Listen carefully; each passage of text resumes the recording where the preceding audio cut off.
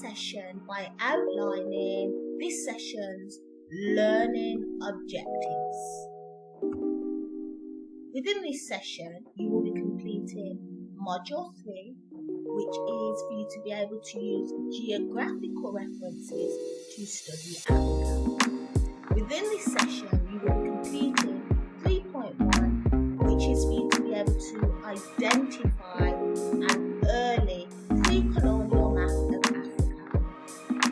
Also, within this session, you will be completing Module 4, which is for you to understand the history of African civilizations. Module 4 consists of 4.1 to 4.4. 4.1 is for you to be able to identify what is meant by the term civilization. 4.2 give examples of inhabitants of ancient Africa. 4.3 you will be able to give examples of developed states or empires within ancient Africa. And finally, 4.4 will enable you to give examples of ancient stateless groups within Africa. Within this session, you may need a book, journal, folder, and pen. And I also strongly recommend that you have a folder on your system where you will be able to download the necessary resources for this session so it is centralized and organized. Within the description box, look for the documents that you will be able to download to support the learning of this session. This includes a course content checklist 2. For those who have been following the course diligently, you will have noticed that course content checklist 1 has concluded at Module 3. There is a continuation of the checklist, which is now uploaded within this session. Download and continue to monitor your progress of your learning. Also, within the description box, you can download the Civilization and Colonialism worksheet. There is also a worksheet called African Empires and another handout called Africa 1995. In this session, we are going to be looking at civilization and colonialism. So let's start with a bit of a warm-up by defining some keywords that we will be using throughout the session. What is meant by the term civilization? I have gone online and accessed a well-known resource which will enable us to define the word quite clearly. Let's take a look. Civilization. Spelled with a Z in America and S in the UK. So let's take a look. It is defined as the stage of human, social and cultural development and organisation that is considered most advanced. So hold that thought. Human, social and cultural development, most advanced. As I say, hold them thoughts. Further down, it goes on to say the process by which a society or a place reaches an advanced stage of social and cultural development and organisation. Finally, it makes a point that the society, culture and way of life of a particular area. Okay, so civilization is an organised area that has a social and cultural identity. So now that we've established the meaning of civilization, how would we define colonialism? Well, let's take a look. Again, taken from the same resource. Colonialism is defined as the policy or practice of acquiring full or partial political control over another country, occupying it with settlers and exploiting it economically. So there's a clear definition of colonialism. So let's look into this with a bit more detail. On your screen, you should by now be able to identify that these are two maps of Africa linking to the session that we did before, Module 3, entitled Geographical Facts of Africa. We're going to be looking at the pre-colonial Africa and an actual event that took place called the Scramble for Africa, which results in colonialism. So if we first have a little look on the left hand side, we can see that in 15,000 years before Common Era, right up until the 19th century, we had a stateless Africa. There was no political lines, there was no division, and it was inhabited by tribes. And as you can see, if you look closer, these tribes actually overlap and interlink. If we go over to the right hand side, we can see that from 1885, after Common Era, right up until the 20th century, a process called colonialism took place. This occurred in 1885, after Common Era, to the 20th century. And what happened was European countries came into the continent of Africa and began to divide the continent up into what is now considered to be countries. If we compare the map on the right hand side to the map on the left hand side, you can see that we now have many borders, which are political lines, approximately 54 countries or states that are now occupied and controlled by European countries. So let's look a bit closer at the map on the right hand side. We have a key here that depicts which European countries own what parts of the continent. Which European country would you say owns the majority, or should I say occupied the majority of the continent? Would you say Belgium? Would you say Great Britain? Would you say Portugal? Take a good look.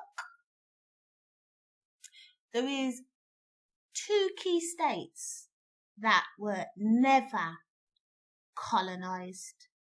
Take a look. There are the states that are depicted on the key as being independent. That's correct.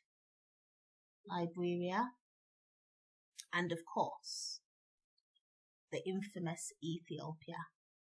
These two countries are the only countries that were never colonized by the European. Let's go back over to the left-hand side for a minute and let's see if we can see any patterns here. So this is prior to colonialism. Take a good look at this map. Do you recognize any of the tribes? I do. I recognize Fulani. I recognize Wolof. I recognize Ibu, Yoruba. These are famous tribes. Also, let's look at this from a geographical perspective. Can you see that tribes actually have established themselves by coastal or riversides? Why do you think that is? If you look at the main body of Africa in the centre, hardly any tribes reside there. Why do you think, as human beings, we would locate ourselves by coastal land masses or by river? I'd be intrigued by reading your comments as to why you think human beings would locate themselves, as I say, by coast or by river. So please do leave your comments within the comment box to show that you're actually interacting with the sessions. The initial stages of colonialism took place at this famous conference in 1884, famously known as the Berlin Conference, or the Scramble for Africa, where we had heads of state, leaders of European countries who met in Berlin to discuss who would have what part of Africa. This was the beginning of European imperialism, which took place in Africa. This is a picture of the map a bit closer up for you to just study and take a better examination of what countries took what parts. You should be able to link that the languages that are spoken in these countries are obviously the European countries that had key stakes within that area of Africa. Now would be an excellent time for you to pull out your African history timeline, which will enable you to begin to make those connections and detail patterns within time and what actually happened on the African continents, African people, and the development of humanity. I've zoomed in closer for us to take a closer look at the time period that we are referring to in this module and within the concept of civilization. I'm just going to quickly recap that we covered human evolution, which happened right at the beginning of time and depicted here on your timeline. We then looked at human migration within the continent of Africa, and then the migration of humans out of Africa to the rest of the world. So that has been covered within earlier sessions. We are now within Unit 4 looking at the development of civilization and what happened within the continent and impacted the rest of the world. It is a huge chunk of time. I have depicted within the timeline key eras, which is quite innovative, to be fair, very different to how a European timeline would look. And I'm stating that between these periods here, 15,000 years to 4,000 years before Common Era, we had social development, which then graduated and progressed into a political development. Then we had a boost into economical development. We had an era which I consider to be a medieval era, and then the Dark Ages, which, if you look at the image there, outlines slavery. So we had a different Dark Age. compared to the European.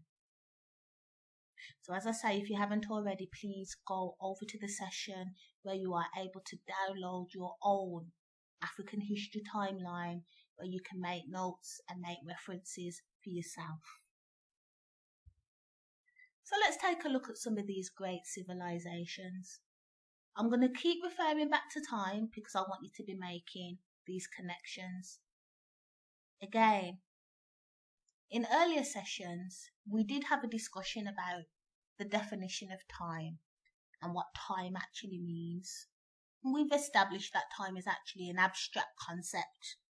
But when studying history, it does benefit you to have a kind of concept of time, so you can be making connections between what happened and how things developed and graduated. So here we go. One of the most ancient civilizations to be detailed, researched and analysed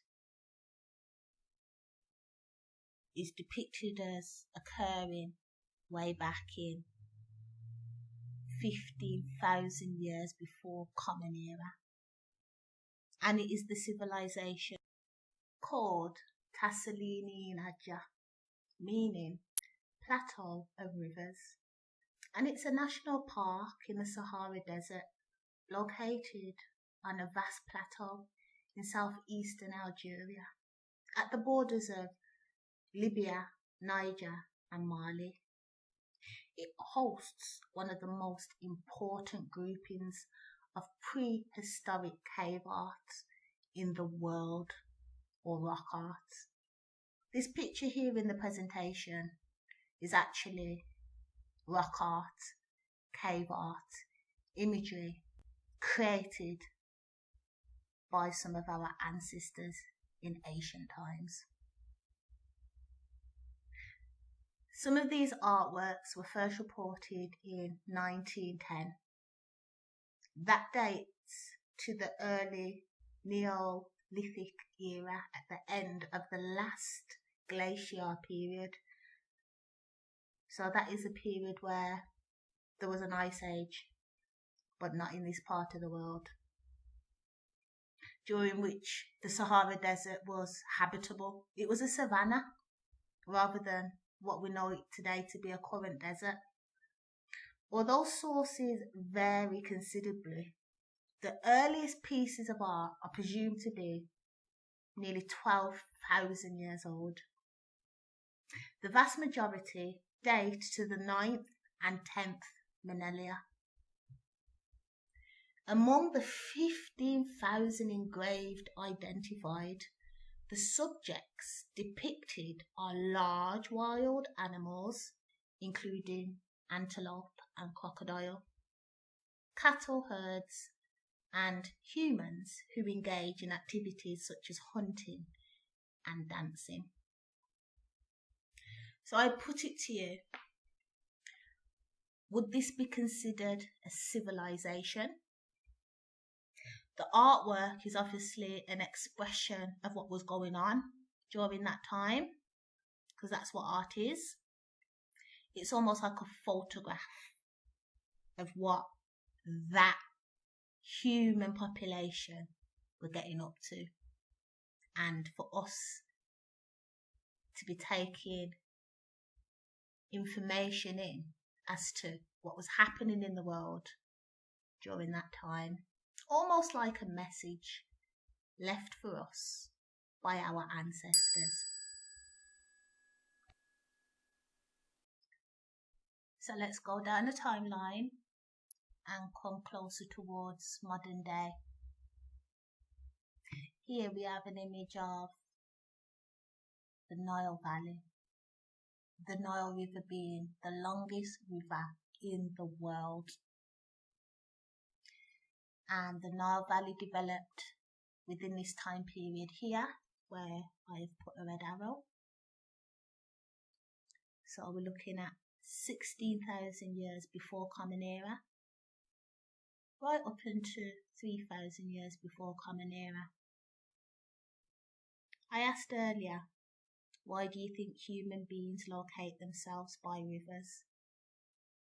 You should be making the connection by even just looking at this picture here. To the right hand side, we have some art which was found and can be found along the Nile Valley bank. So let's go into detail about the Nile Valley. Within Module 3, we looked at geographical facts on the African continent, and I just wanted to outline where on the map you would actually locate the Nile River and how many countries it actually goes through.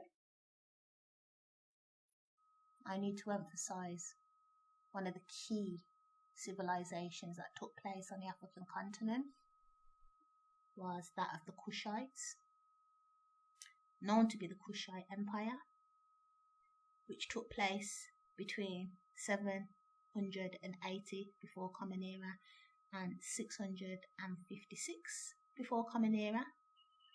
And the Kushite Empire dominated this area here, depicted in red, which includes what politics outlines as spreading from East Africa into what we know today to be the Middle East. As you can see, it was all one before. It still is all one. If we look at the nature, if we look at geography, Africa and what is called the Middle East is linked. It's one continent, and we would have trod as human beings freely between the two land masses.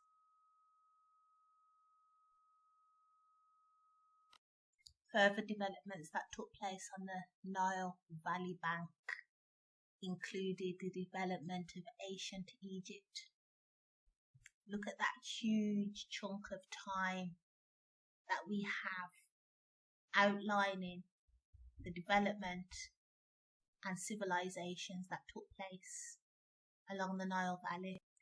This image here is actually carved out in stone of the first pharaoh of Egypt, Mz, an ancestor. Look at him. Does he look familiar? He's definitely got those features, hasn't he? Definitely got those Nubian features. Ancient Egypt, the Nile Valley bank, developed its civilization between 3,000 years before Common Era, right up until this arrow here, which would be 30,000 years after Common Era. The zero, incidentally, depicts what we call after Christ on an average timeline, where we have the introduction of Christianity. So we still had civilizations occurring after this indication of a Messiah called Jesus Christ. So let's take a look at some of the monuments, ornaments and architecture left by some of our ancestors along the Nile Valley bank. The top picture here,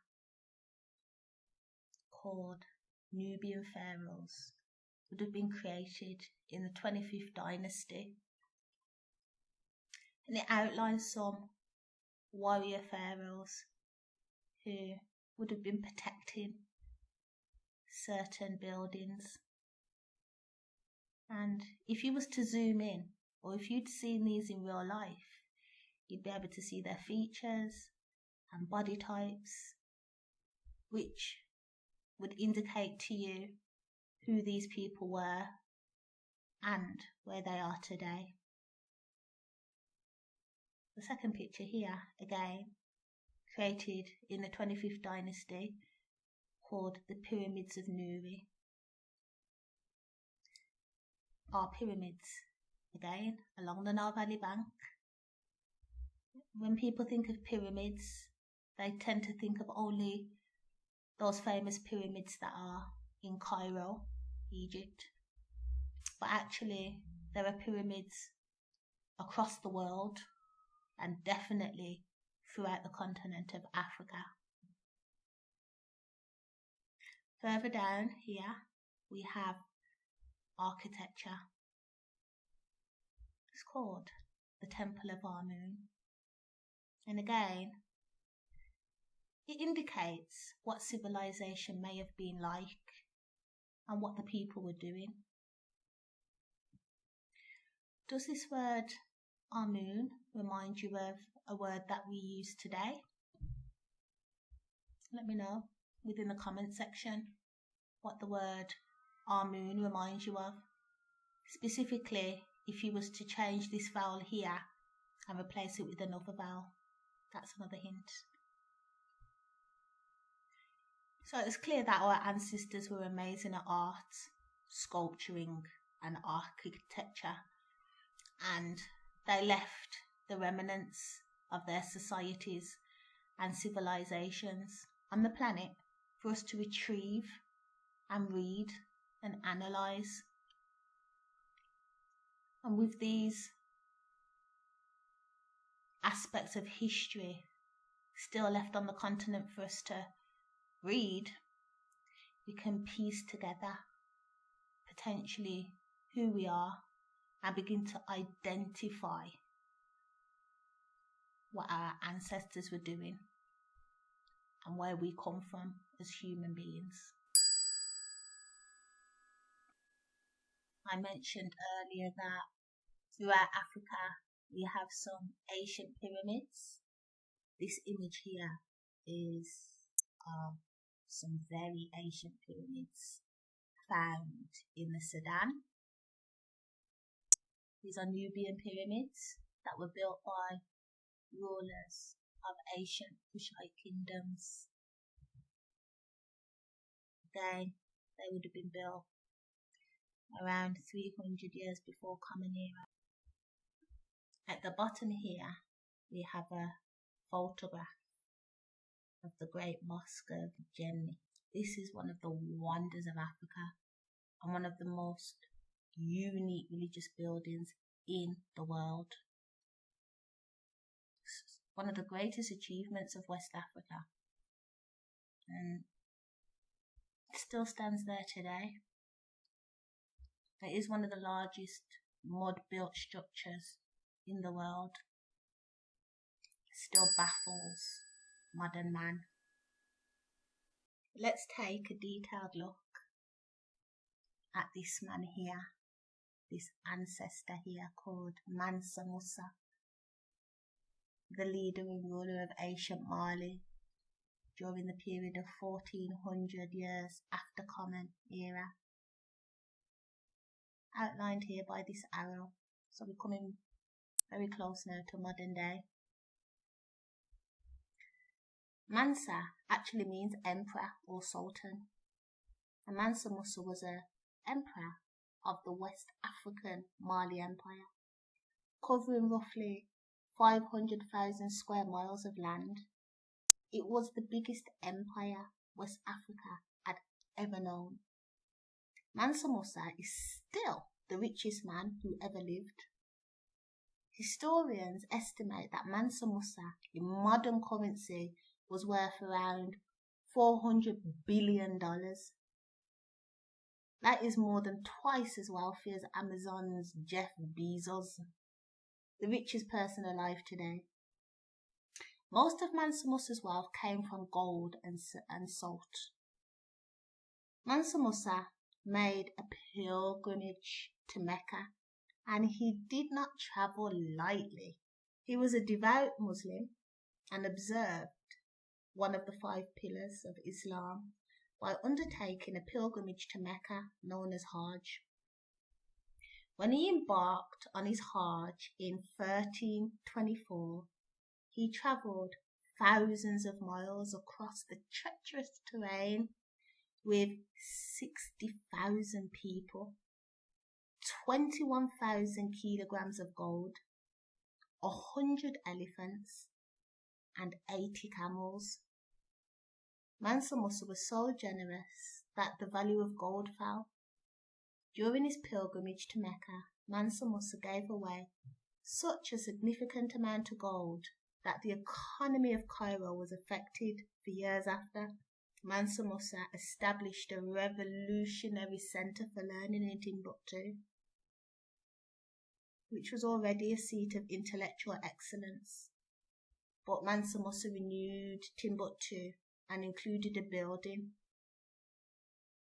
for educational institutions called madrasas, which included libraries, archives and mosques. Timbuktu held hundreds and thousands of texts and became one of the most prominent cities in West Africa.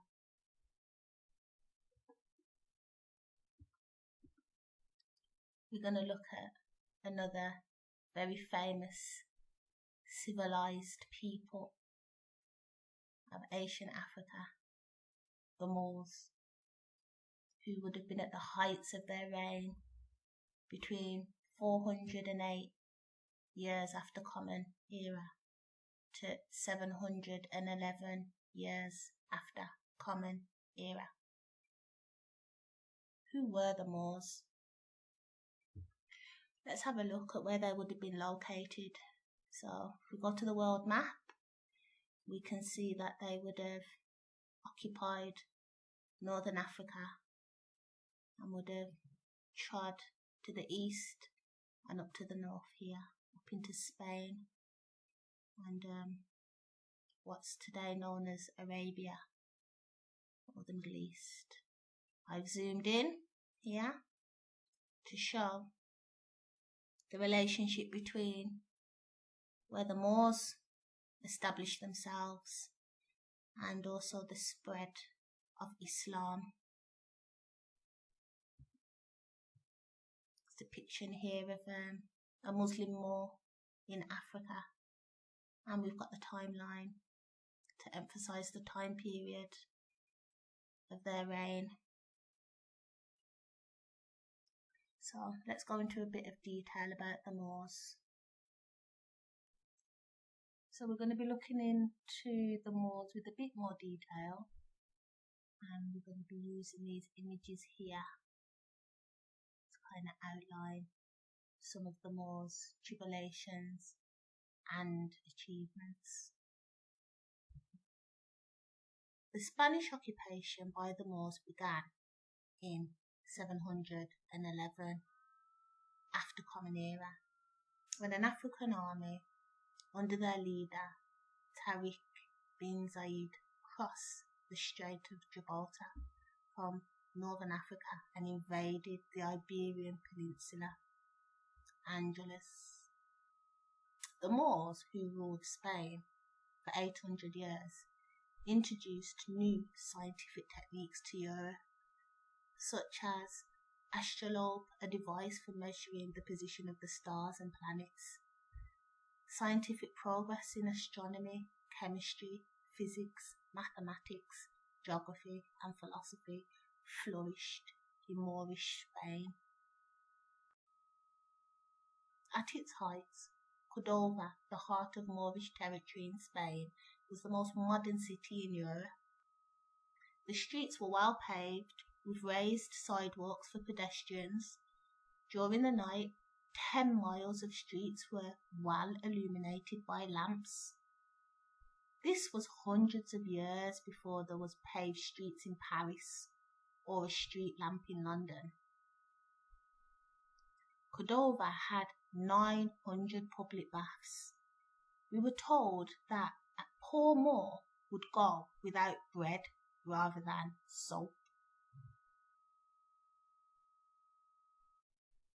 The Great Mosque of Córdoba is still one of the architectural wonders of the world in spite of later Spanish disfigurements. its low scarlet and gold roof, supported by 1,000 columns of marble, was lit by thousands of brass and silver lamps which burned perfumed oil. Education was universal in Moorish Spain, available to all, while in Christian Europe, 99% of the population were illiterate, and even kings couldn't even read or write. At that time, Europe had only 2 universities. The Moors had 17 great universities. These were located in Almeria, Cordova, Granada, Jaén, Malaga, Seville, and Toledo. In the 10th and 11th century, public libraries in Europe were non-existent, whilst Moorish Spain could boast more than 70, of which the one in Cordova housed 600,000 manuscripts. Over 1,000 Arabic words and Arabic-derived phrases have been absorbed into the Spanish language. Words beginning with al, for example, have derived from Arabic. Arabic words such as algebra, alcohol, chemistry, alkaline, and cipher entered the language. Even words such as checkmate, influenza, typhoon, orange, and cable can be traced back to Arabic origins. The most significant Moorish musician was known as Zairaib the Blackbird, who arrived in Spain in 822. The Moors introduced earliest versions of several instruments, including the lute or the alud, the guitar or kitara, and the lyre. Zairaib changed the style of eating by breaking meals into separate courses, beginning with soup and ending with desserts. The Moors introduced paper to Europe and Arabic numerals, which replaced the clumsy Roman system.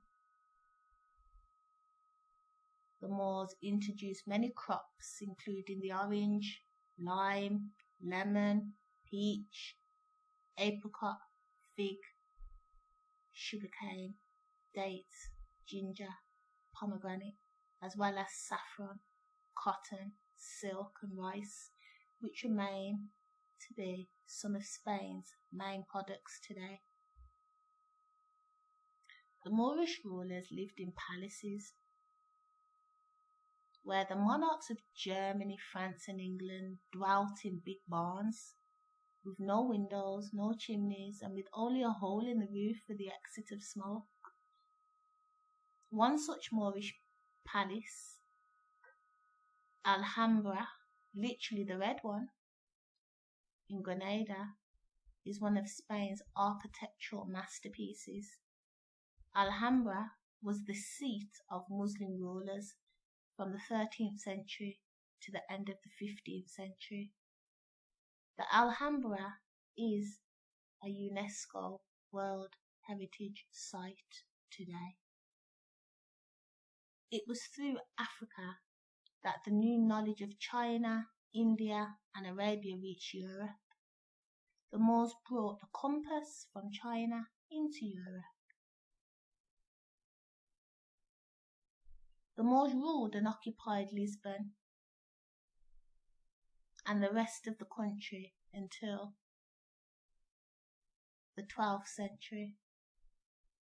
They were finally defeated and driven out by forces of King Alfonso Henriques. This picture here outlines the progress of the Reconquista a Spanish and Portuguese word for reconquest. And it was a period of 750 years in which several Christian kingdoms slowly expanded themselves over the Iberian Peninsula at the expense of the Muslim Moorish states.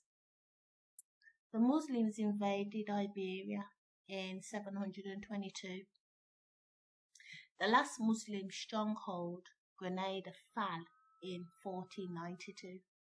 In Portugal, it had ended in 1249 with the conquest of the Algarve under King Alfonso III of Portugal.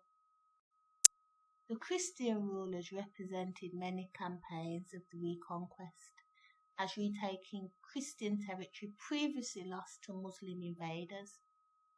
This helped to attract reinforcements from other Christian realms, especially because the papacy in Rome continued to support such efforts. There was also a close relationship between the Reconquista and the Crusades. So Mz.Rootz always encourages you to be thinking critically. Now that we've gone through this presentation, I pose this question to you.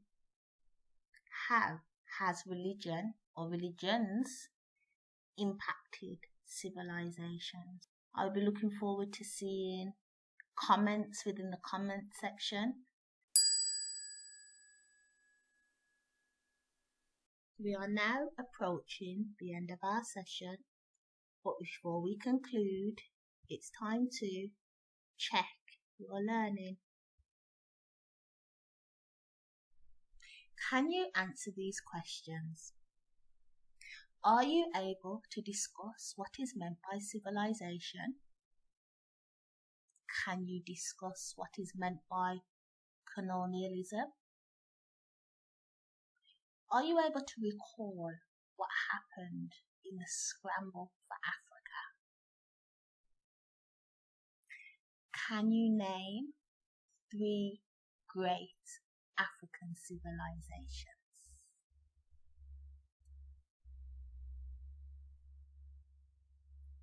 Name the first pharaoh of Egypt. Can you state the time of the Kushite Empire? Identify the location of the Mali Empire. Can you describe how a Ghanaian king is presented? We have now reached the end of our session. Well done to everybody who has sat through the whole of this session and completed their worksheets. I am very proud of you, and you should be proud of yourself. Mz.Rootz wants to thank you for your engagement and your support. Remember to share, like, and if you haven't already, please subscribe.